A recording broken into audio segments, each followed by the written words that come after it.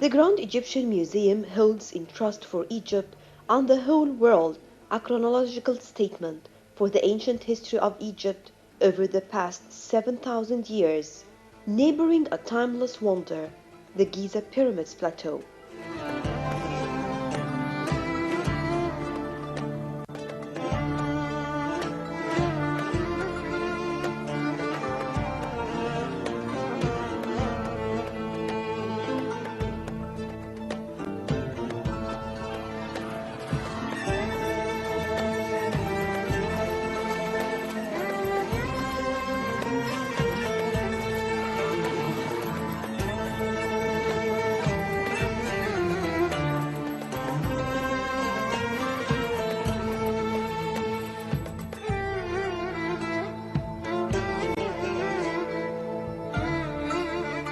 The new museum is to pay homage to eternal ancient Egyptian monuments, treasures, and history, hosting over 100,000 artifacts, about 3,500 of which belong to the famous King Tutankhamun.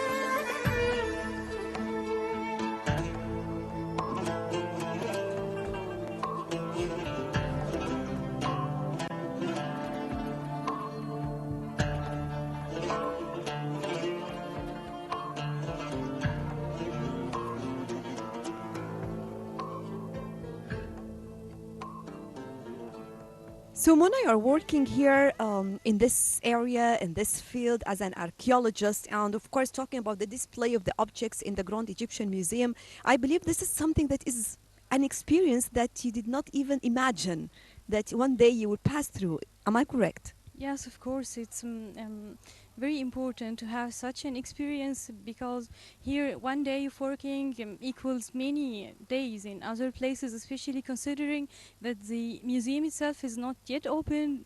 But on the other hand, we are doing endless to-do list every day for each tray, and of course also for me as I'm working at tray A, where we have such a long time spanning between the prehistory and the first intermediate period. Yes, I want you to tell me more about what are you doing exactly. I'm working at the museum exhibition department and more specifically at tray A, which encompasses a wide time period spanning between the prehistory, pre-dynastic, early dynastic period, Old Kingdom, and first intermediate period. Such a long period, as of course also my colleague has already mentioned, it's the galleries are divided chronologically, and for this part we are more specifically working with the prehistoric collection, which is very interesting, especially considering the very special nature of such objects, such as the stone tools, the pottery, and also expressing aspect about the ancient landscape and making the invisible archaeology visible, according to Dr. Rodolph Cooper. It's his nice words, especially concerning the ancient landscape and the types of object which is not really reachable for the visitor easily. So we are trying to focus more also on how to make such object more reachable to the visitor, how they can enjoy even the small pieces, and also how they can correct the awareness about the importance of object, and not only considering the gold pieces as the more important ones, but also the ones produced by very early Egyptians, and how this can be reachable through making a plan for exhibiting pieces, considering aspects such as excavation stories, the context in which object was found in, and also reconstructing some of the actual environment of the object, such as the reconstructed tombs which we will be having in tray A, and also reconstructing the stratigraphy of the sites where the object were actually located within the stratigraphy. All of these can make the idea more reachable to the visitor than before. And of course also we are learning a lot from working here, especially that we are always asked to do research about the object and very specific types of object, very specific point of research. All of these are also helping us to learn more in a very short time, and of course also planning for the exhibition and how to make it very interesting, how to develop and sustain it. Let me tell you that as long as you're talking about the display of the objects, from what I understood, that it is not only about a display of a piece, but if I'm going to see a certain pharaoh, for example, I will learn all about him, about the lifestyle, about the pottery, about the jewelry, about everything that they used during this era. Am I correct? Yes, of course, especially that we have main 5 thematic routes which go through the whole chronological units of the museum, and in each tray or each also gallery, we have these ideas expressed not only through the object but also through some of the helping techniques, including the advanced technologies that will be used, and also the way in which the object will be on display. It's As if you are watching a movie. Yes, yes, it has to be a story that can be read by the visitor easily, and also, of course, using the aid of technologies and also panels and so on. But it's not only about putting an object for display, but also for interpreting it and also making it clear for the visitor what does it really mean and why it's important to know about the original place of this object and how it was excavated.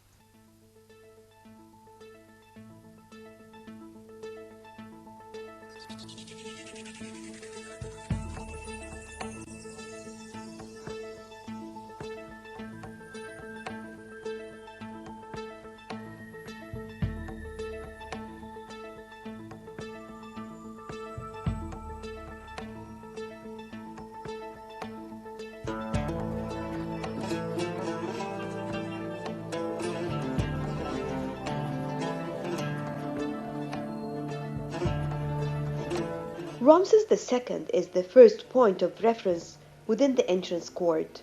This shaded external space serves to orientate visitors to their desired destination.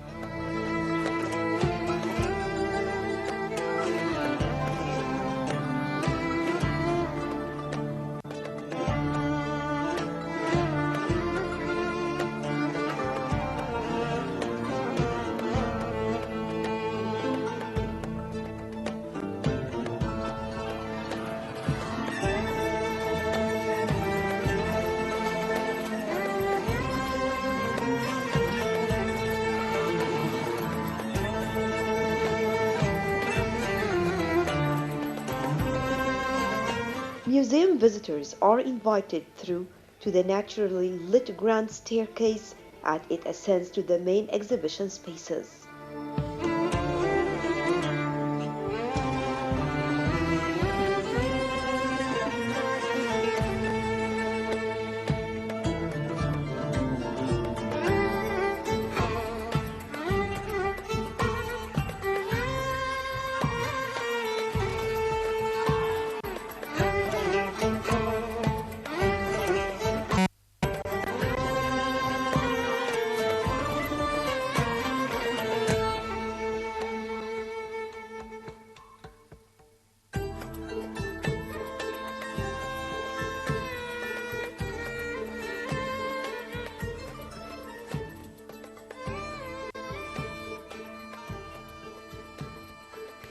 Whenever we talk about this museum, we feel that this is the exact meaning of museums, and this is the most important part. The museum is not only a place to show monuments or pieces, but also from what we are talking about, we can see the educational side, the children. You are satisfying the needs of all people in general, and talking about the education itself and providing the conferences, right? Of course, children start learning about ancient Egypt early on in school. We will be urging to complement their school program about history and to provide it in a modern, interactive way that is interesting for them, and we will be talking to them in the language of their time. So today apps and internet and games, this is their life, and we will be going into their world, entering their world in order for them to get interested in their fantastic past. At the same time, the museum, we hope, will turn into a kind of social meeting point, a place where Egyptians can meet and interact with their foreign guests at a time where the world is drifting apart and conflicts are flaming up all over the world. It becomes more and more important to concentrate on things that are common to us as our common humankind heritage. So this is a chance for this to be also a message of peace to the world, a place where people meet, and then having a conference center directly attached to the museum, I think is a very good possibility to have fantastic events there which show that Egypt is protecting its part of humankind heritage.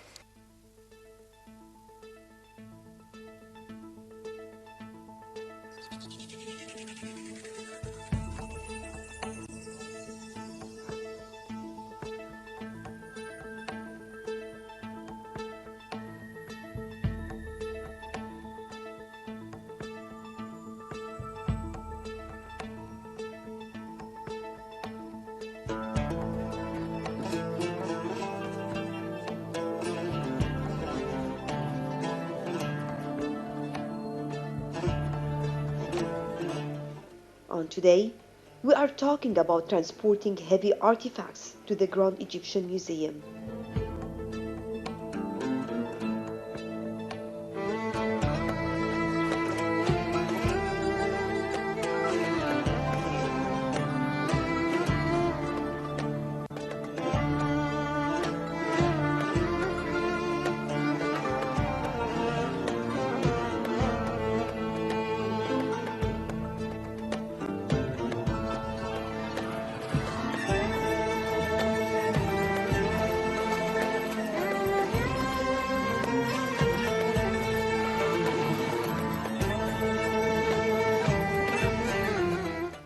The workers of the heavy artifacts area are all Egyptians and very well prepared for the whole process that include installing a winch for the gate and the scaffolds and packing of big statues to be transported.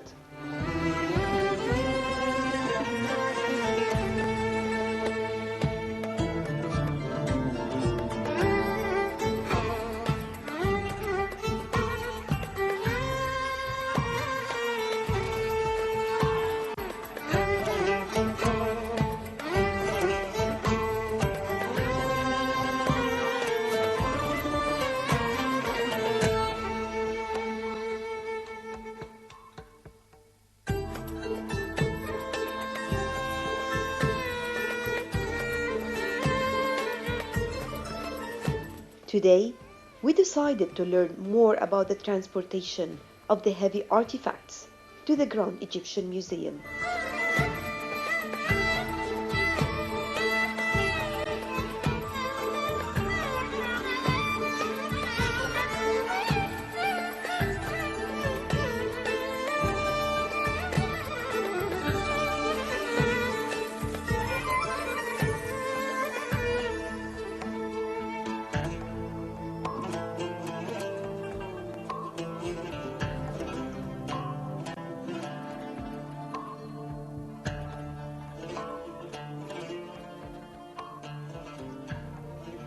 Well, just being today in the heavy artifacts lab, and we can see here all these pieces actually, and these are heavy pieces. And I think the most challenging part when it comes to packing and transferring as well.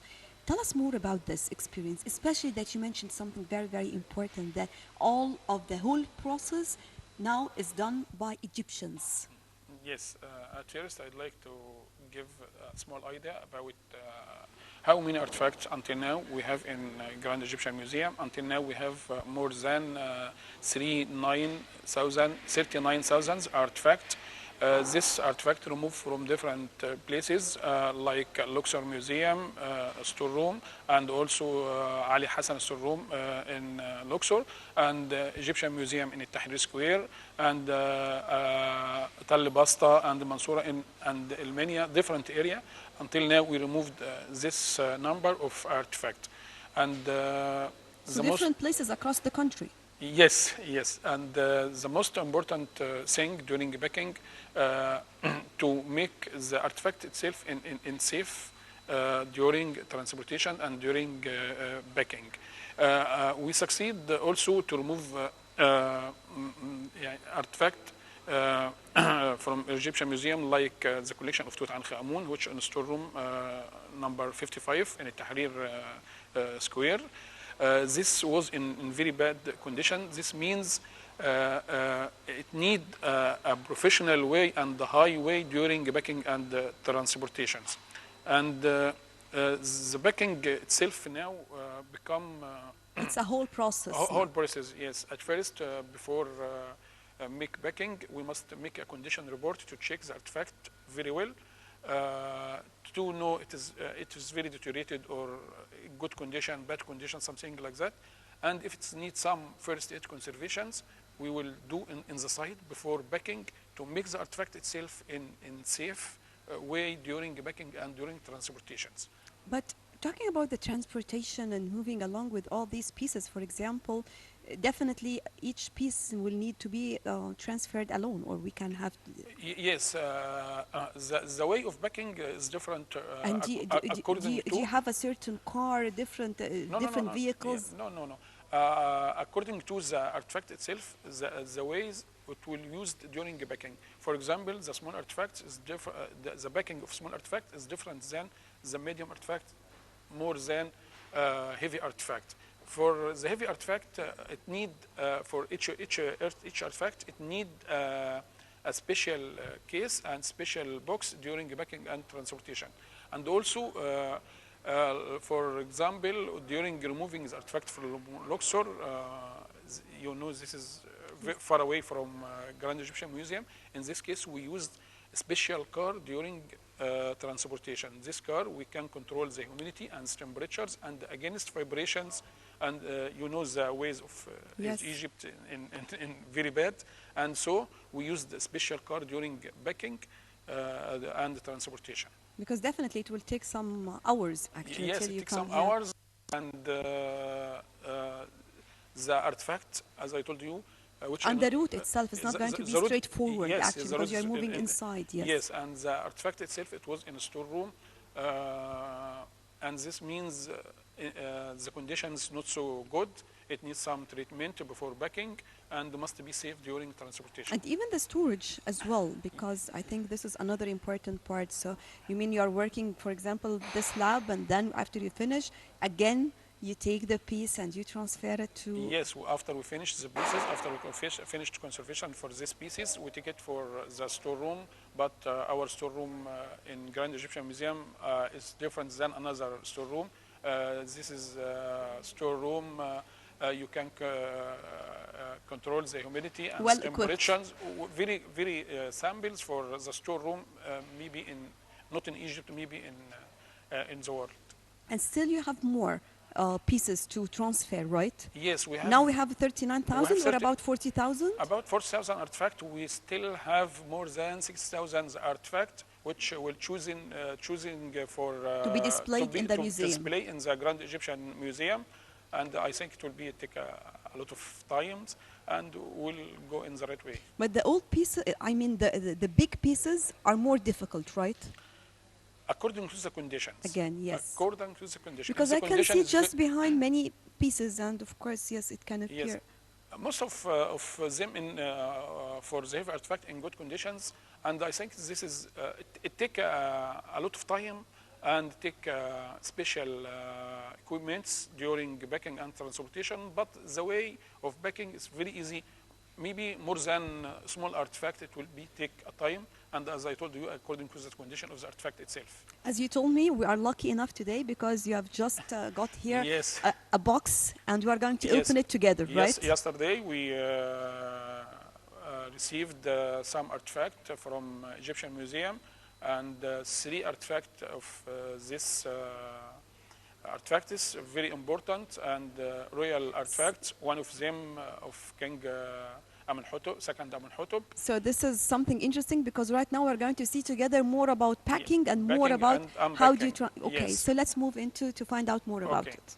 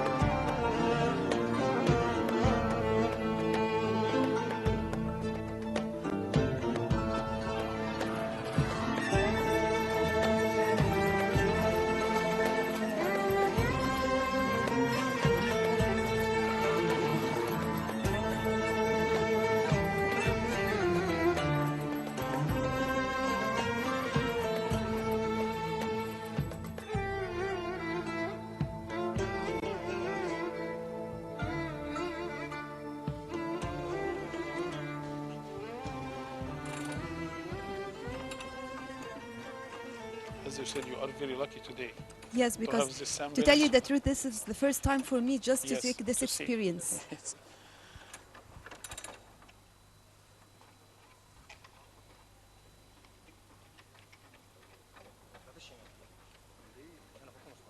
لا مش ممكن ماشي اوكي.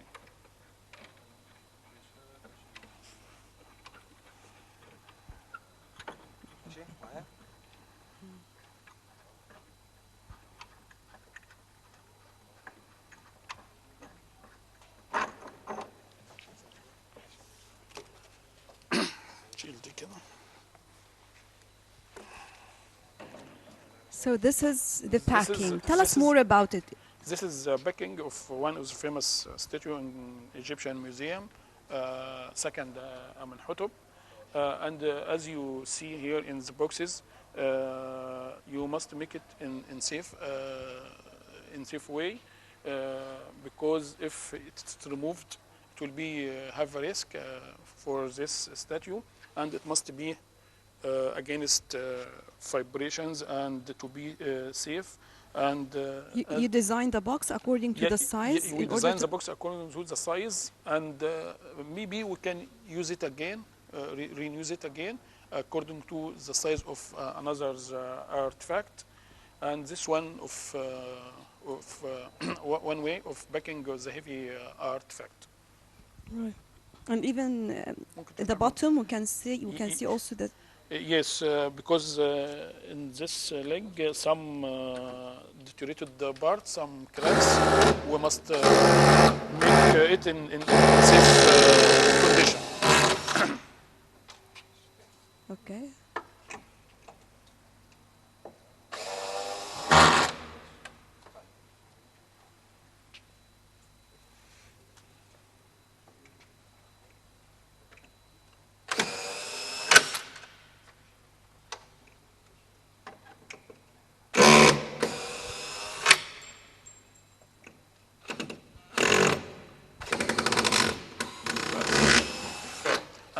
materials which used in backing, acid free, to be safe with the materials of What about the leg? artifact. Because we were talking about the leg.